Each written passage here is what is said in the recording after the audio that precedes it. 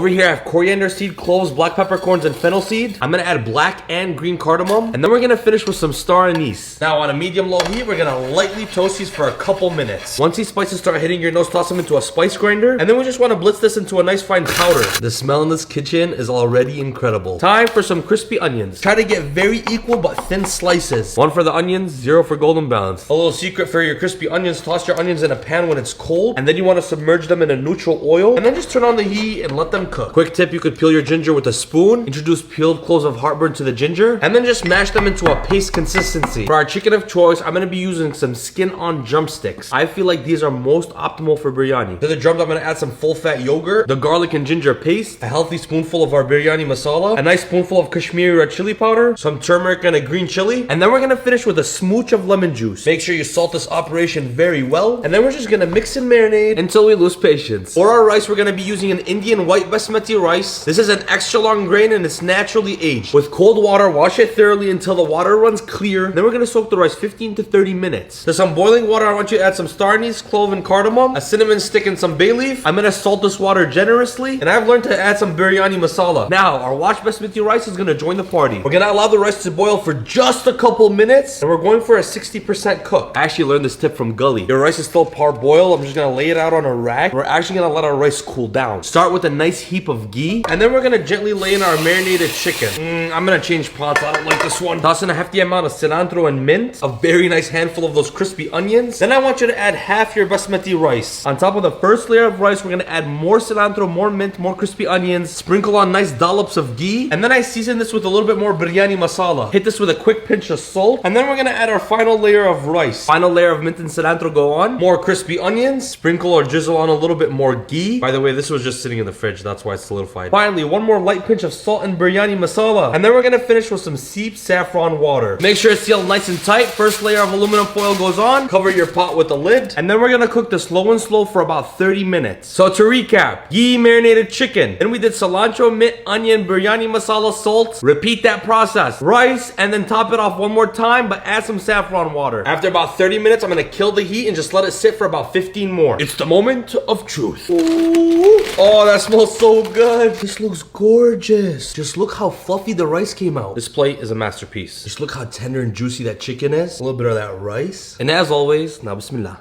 Honest to God, that is fabulous. 5-minute update, I'm destroying this plate. After you make this, you're gonna love me forever.